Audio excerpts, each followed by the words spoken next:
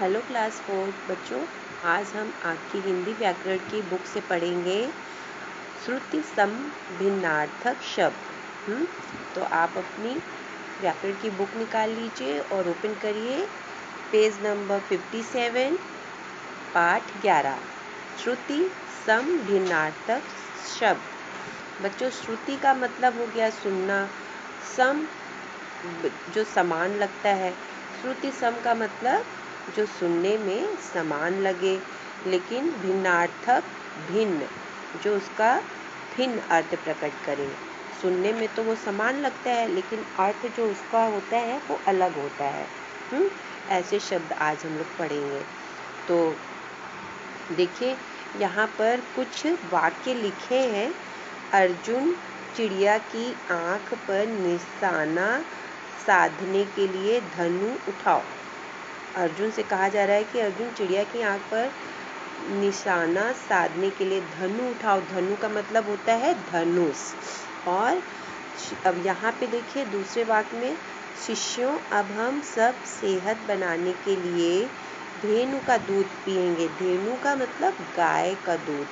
तो बच्चों, यहाँ पे सुनने में ये एक जैसा लग रहा है लेकिन इसकी जो मात्राएं हैं, वर्तनी और जो अर्थ है वो अलग है ना। तो आगे भी इसी तरह से और भी यहाँ पे नीचे कुछ शब्द दिए हुए हैं।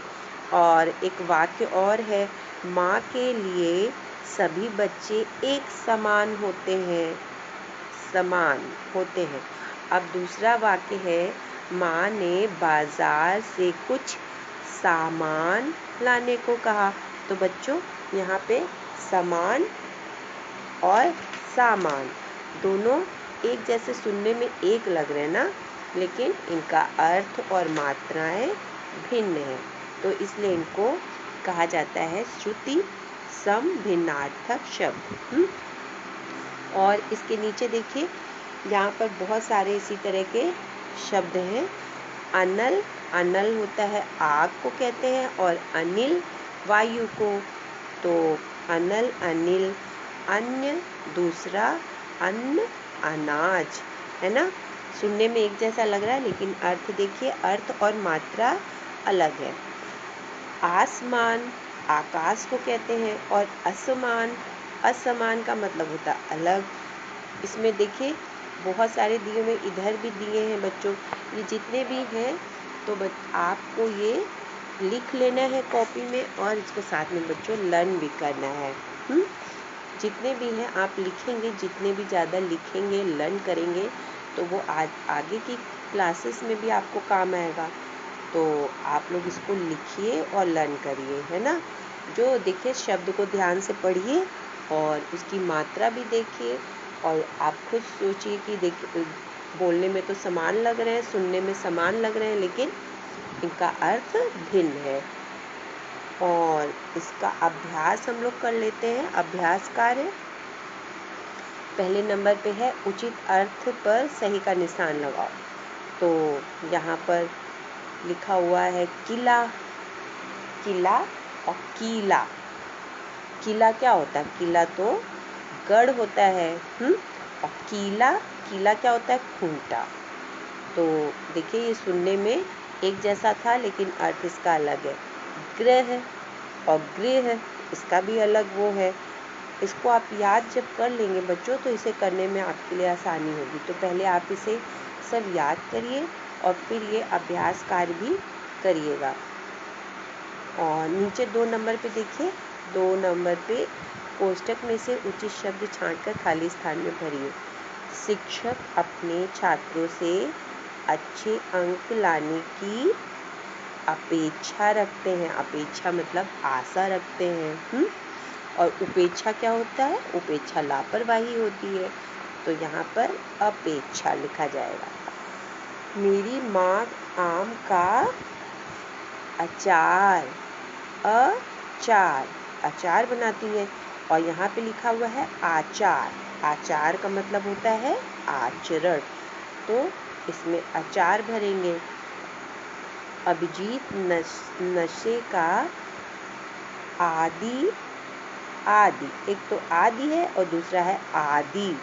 बड़ी की मात्रा लगाए तो आदि हो गया था, है ना।